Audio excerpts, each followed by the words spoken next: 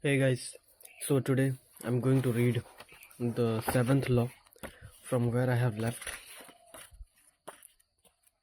So let's start reading. Okay, let me grab my pen. Law number 7. Get others to do the work for you, but always take the credit. Okay, now we have to take the credit of that others have done, but the task is ours. We have given them. Judgment. Use the wisdom, knowledge, and legwork of other people to further your own cause. Not only will such assistance save you valuable time and energy, it will give you a good godlike aura of efficiency and speed. In the end, your helpers will be forgotten and you will be remembered. Never do yourself what others can do for you. Okay. Never do yourself what others can do for you. Okay.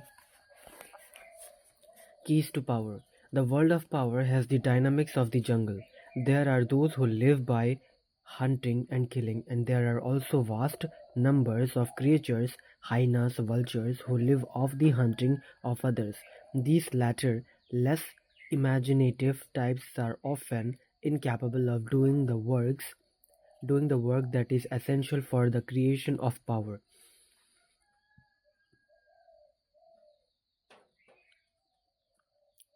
They understand early on, though, that if they wait long enough, they can always find another animal to do the work for them. Do not be naive. At this every moment, while you are slaving away on some subject, there are vultures circling, circling above, trying to figure out a way to survive and even thrive off your creativity. It is useless to complain about this, or to wear yourself racked with bitterness. Better to protect yourself and join the game. Once you have established a power base, become a vulture yourself and save yourself a lot of time and energy.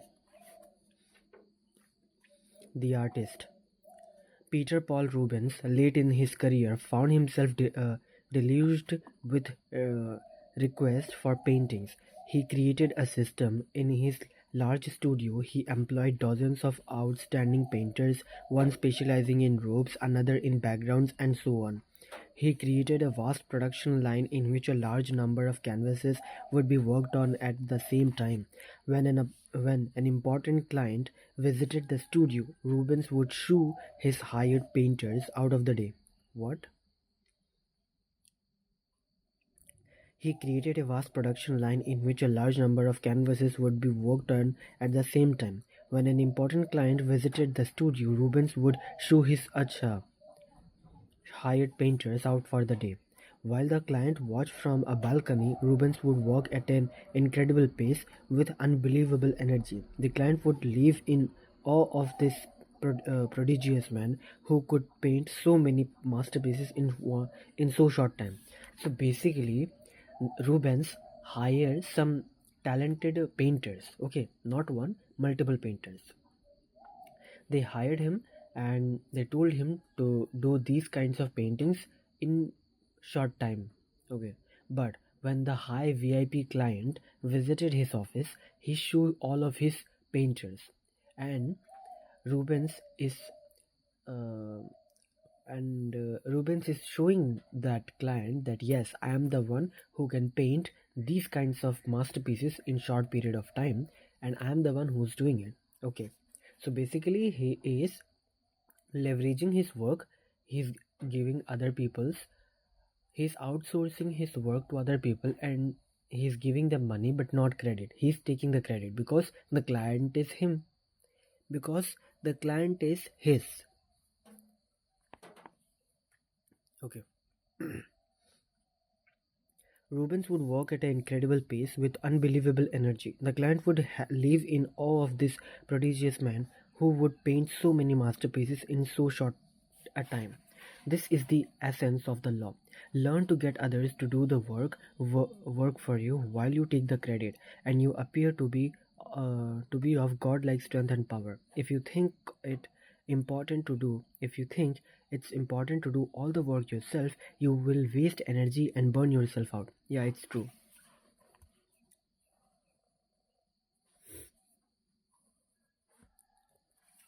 Find people with the skills and creativity you lack. Either hire them while putting your own name on top of theirs, or find a way to take their work and make it your own. Their creativity thus becomes yours and you seem a genius to the world. Okay.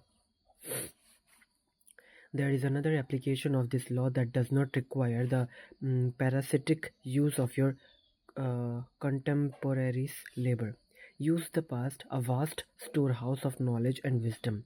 Isaac Newton called this standing on the shoulders of giants. Okay.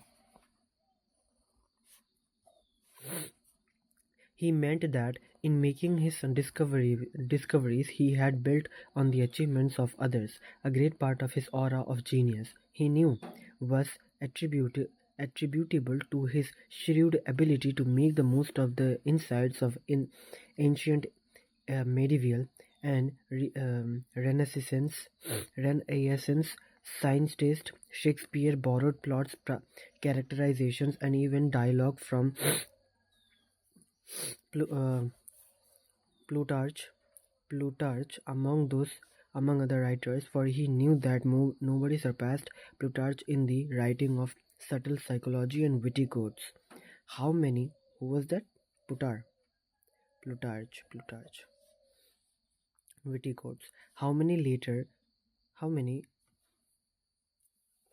What is this line, yaar? How many later writers have in their turn borrowed from plagiarized Shakespeare?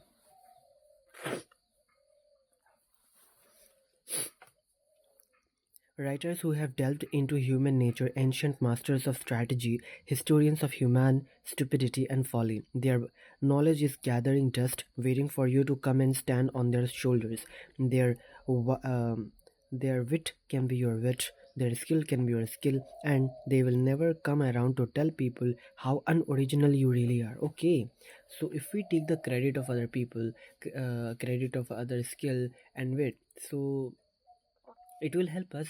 But the people whom we have taken credit and skills that, uh, they won't come to us and tell us like how unoriginal I am. Okay, so this is good thing. Like, okay, you can slog through life making endless mistakes, wasting time and energy trying to do things from your own experience, or you can use the armies of the past. As Bismarck once said, fools say that they learn by experience. I prefer to profit by others' experience. I prefer to profit by others' experience. Okay, so this is a good quote.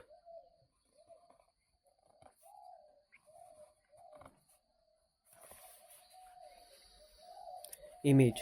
The vulture of all the creatures in the jungle, he has it as easiest. The hard work of others becomes his work. Their failure to survive becomes his nourishment. Keep an eye on the vulture. While you are hard at work, he is circling above. Do not fight him, join him. Authority. This is much to be known. Life is short, and life is not life without knowledge.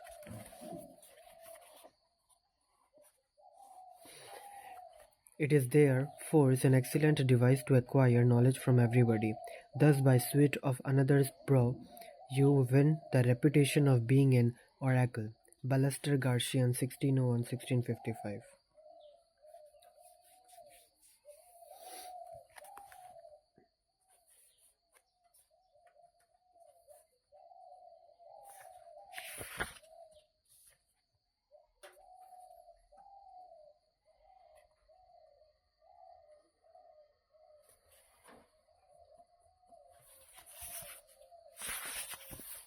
Law 8. Make other people come to you. Use bait if necessary. Bait, click bait, like something like that.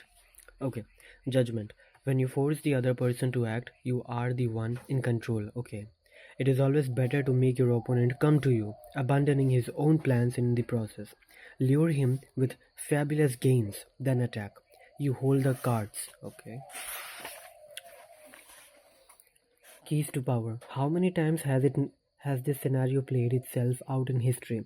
An aggressive leader initiates a series of bold moves that begin by bringing him much power. Slowly, however, his power reaches a peak and soon everything turns against him. His numerous enemies band together trying to maintain his power. He exhausts himself going in this direction and that, and inevitably he collapses.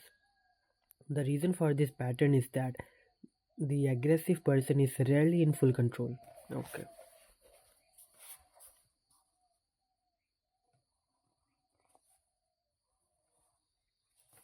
The aggressive person is rarely in control.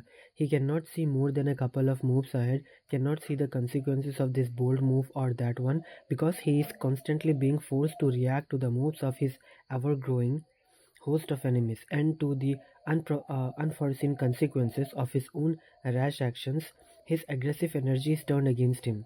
In the realm of power, you must ask yourself, what is the point of chasing here and there, trying to solve problems and defeat my enemies if I never feel in control?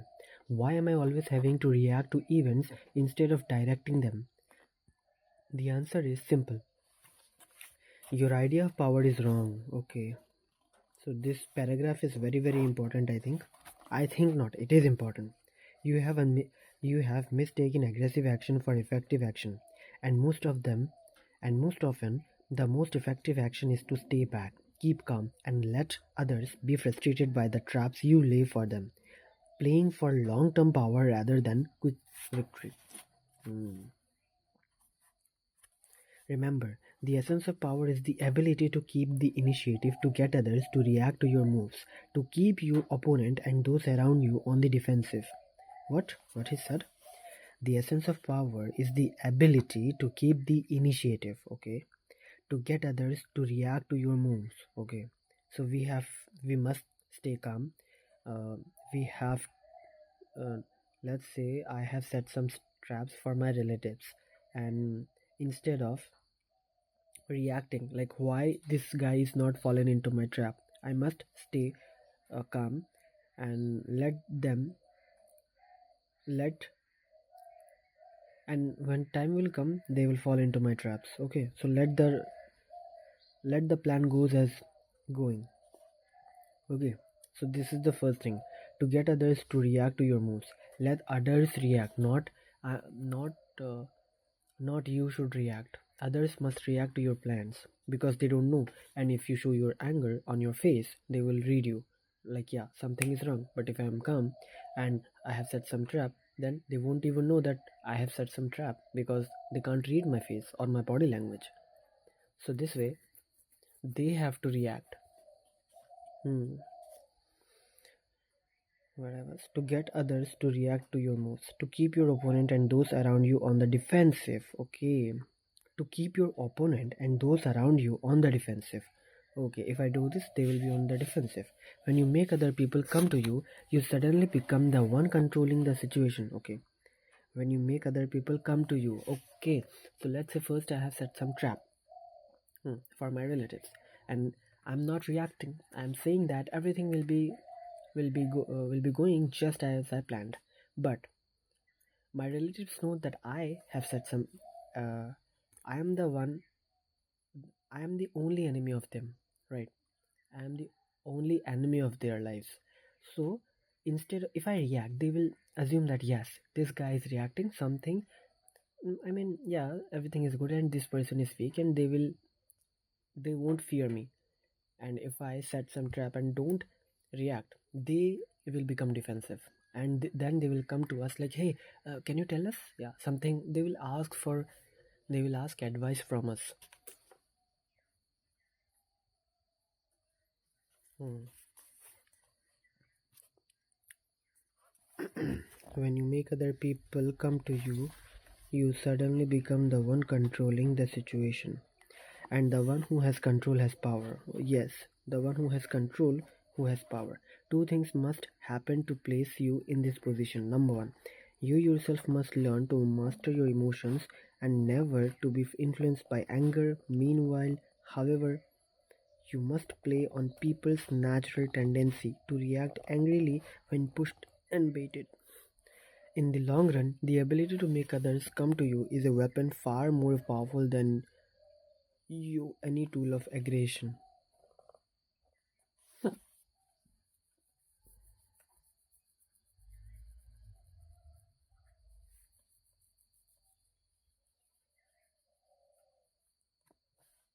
Okay. One added benefit of making the opponent come to you is that it forces him to operate in your territory. Being on hostile ground will make him nervous and often he will rush his actions and make mistakes. So basically, if you can't defeat a person with power, I mean physical power, then defeat him with mental power. So it's not about 48 laws of power, it's about 48 laws of manipulation, dark psychology, and mental mastery. And I have come to know that if I play chess, okay, like reading this book is feels like I'm playing chess. And I believe this is what I have got till now, that if I read books like this, and I have a pile of books of Robert Greene's, let me show you guys. These are the books that I have ordered, and one, two, three, four. Okay, these are the books that I have ordered.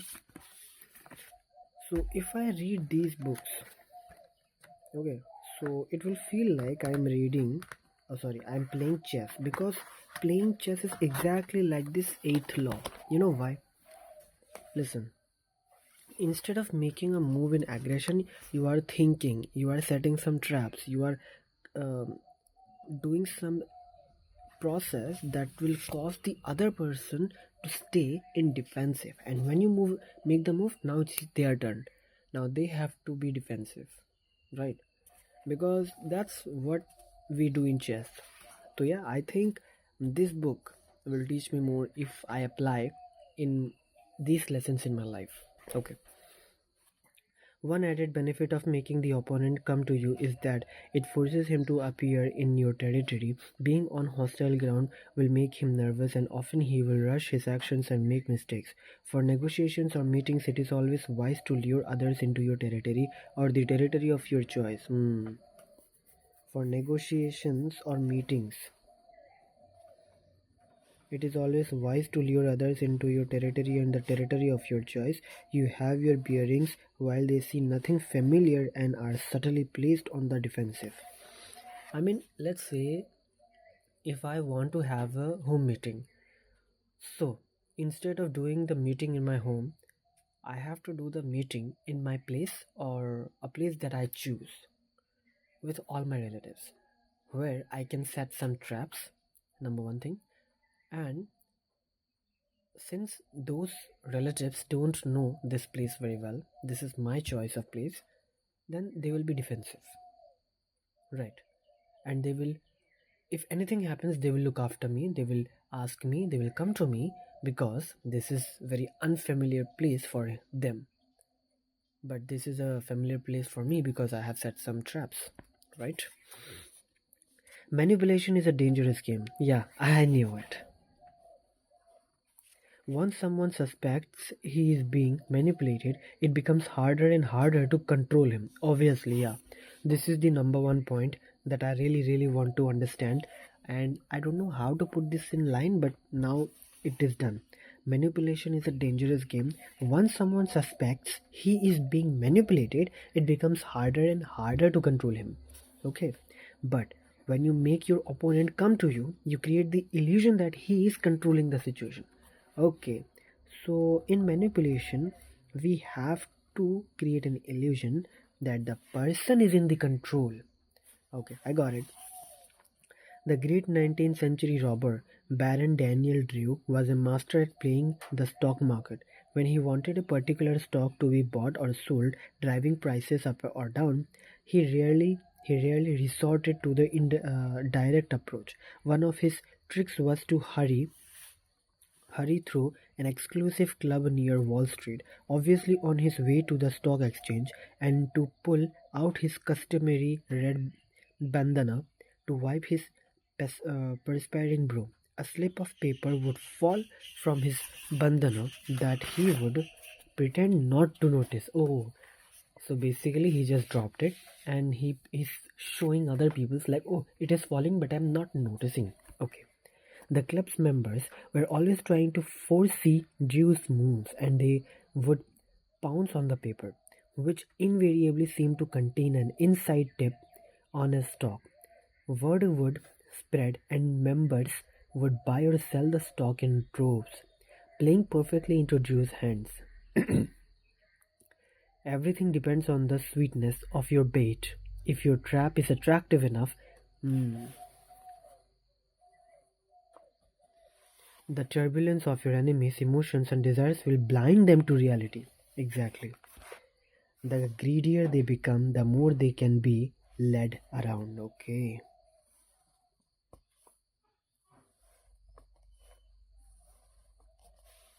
Image: the honeyed bear trap. The bear hunter does not chase his prey. A bear that knows it is haunted is nearly impossible to catch and is furious if uh, cornered. Instead, the hunter lays traps baited with honey. Yeah, if you want to catch a bear, if you want to hunt a bear, then first you have to set a trap. What kind of trap? First, you have to choose a location, a destiny, where you must put a honey, okay, honeycomb. And then you have to set a net where when he touch or grab the honey, he will be in a cage, or you can say he will be in a,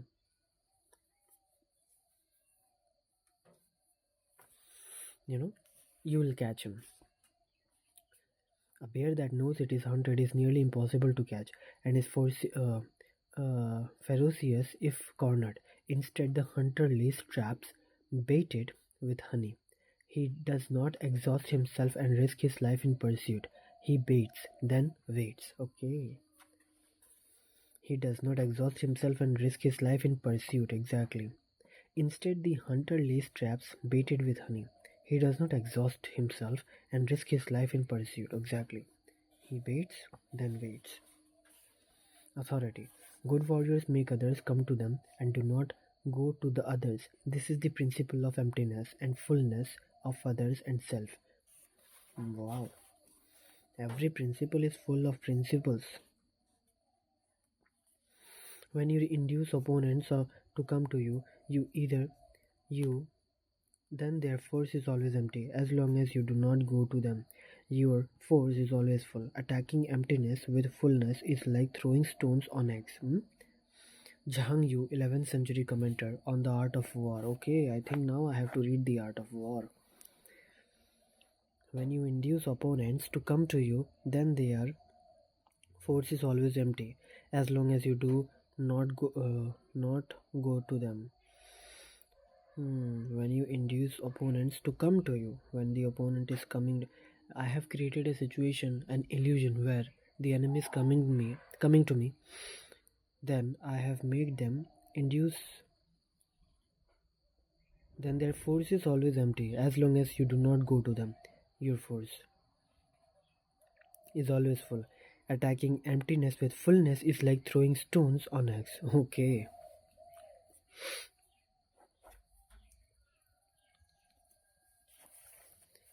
Okay. The law number 8 is very, very helpful. Now, law 9. Win through your actions, never through argument. Okay. Judgment. Any momentary triumph you think you have gained through argument is really a verdict victory. The resentment and ill will you stir up are stronger and last longer than any momentary change of opinion. It is much more powerful to get others to agree with you through your actions without saying a word. Demonstrate, do not explicate. Demonstrate, do not explicate.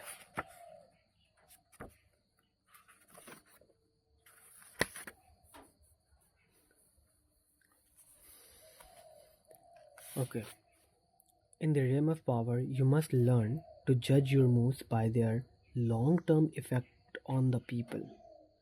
It is like playing chess. If I make this move, is he going to um take my knight? Okay, take my, pawn. If I go there, he will defeat this warrior of my side, and then he will directly come to me. So this is the main thing. So basically, if I play chess more, I can understand about people's moves more. Hmm.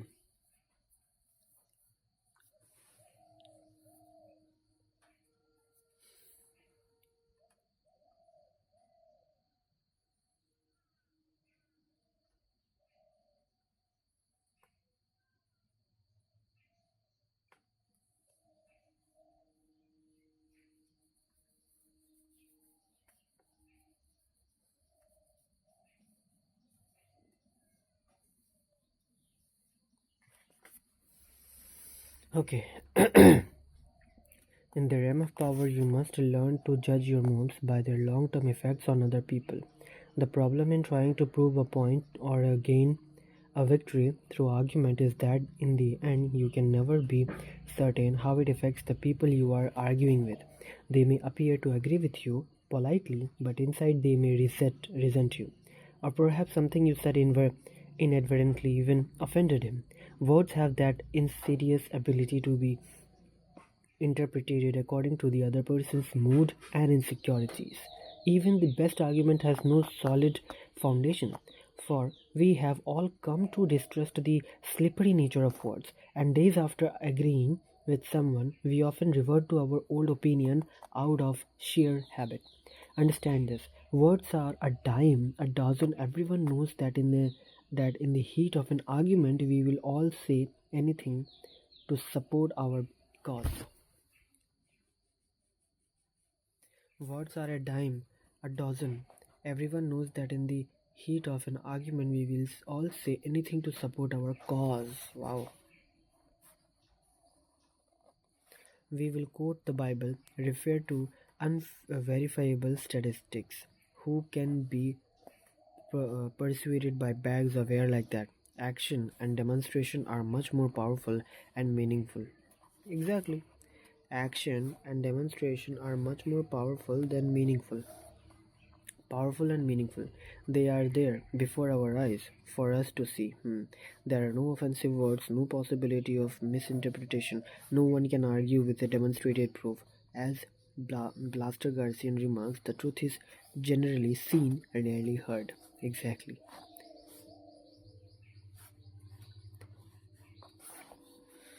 Sir Christopher Wren was England's version of the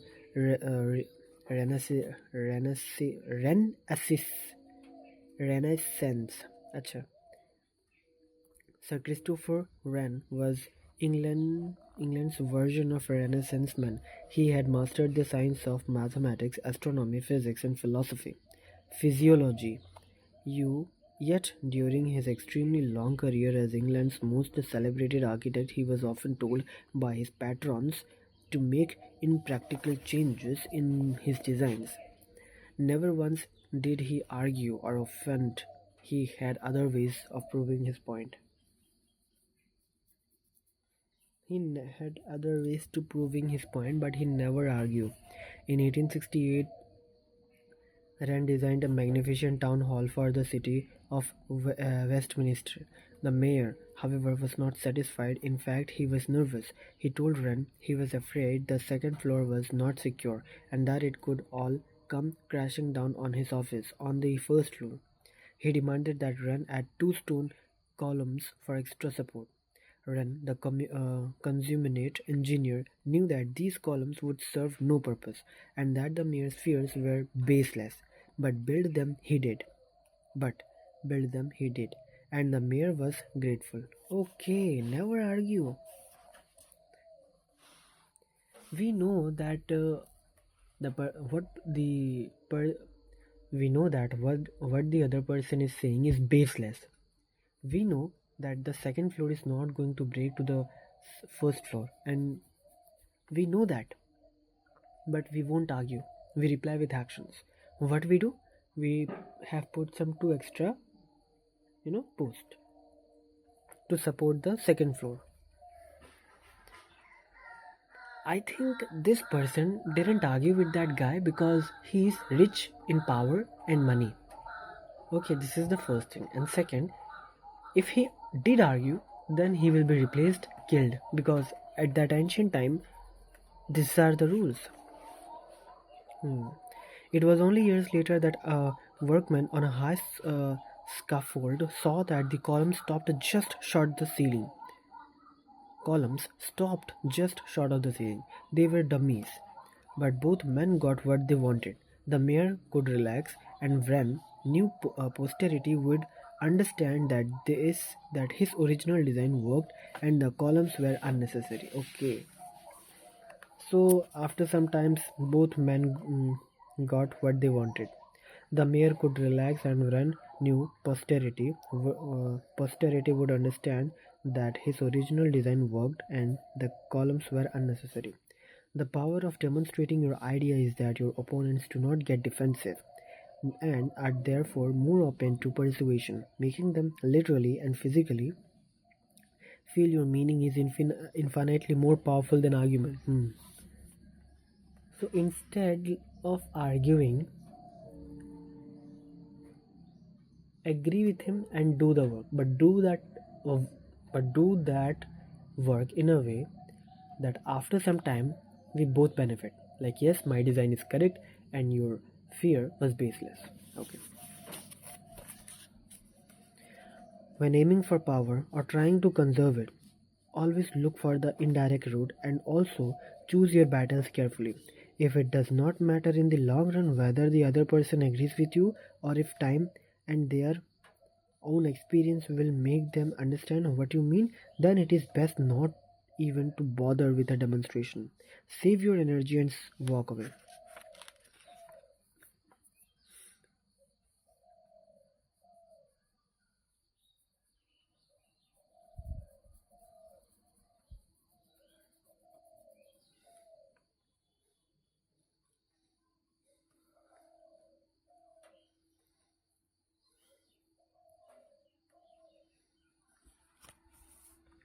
Save your energy and walk away. So do not argue. So from here now on, I'm not going to argue. I'm going to do the work as of mine, and I'll put them it. Okay.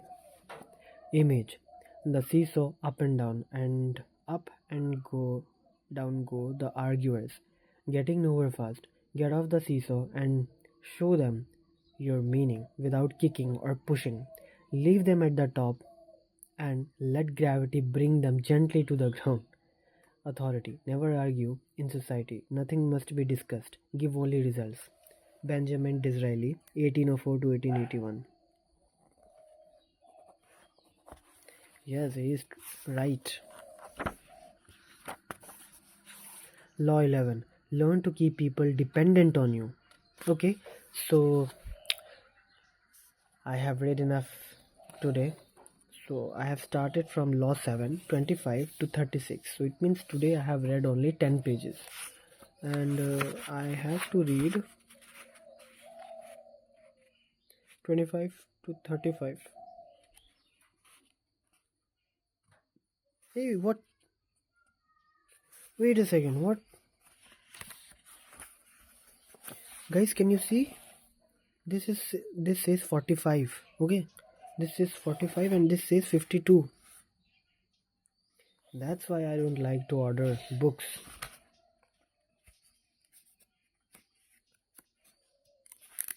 Oh,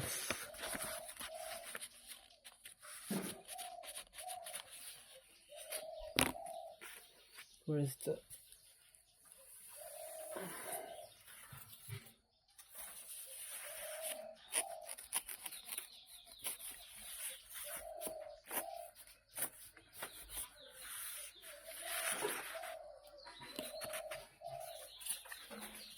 40, 49, 10. The 11 and 12 law are not there. What the yaar?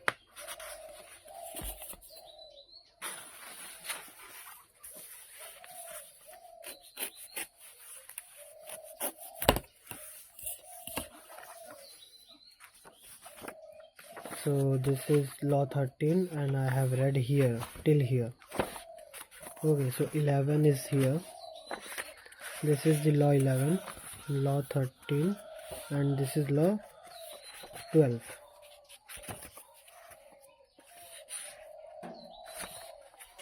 This is law 12 and this is law 13. So 13 and 12 has got replaced.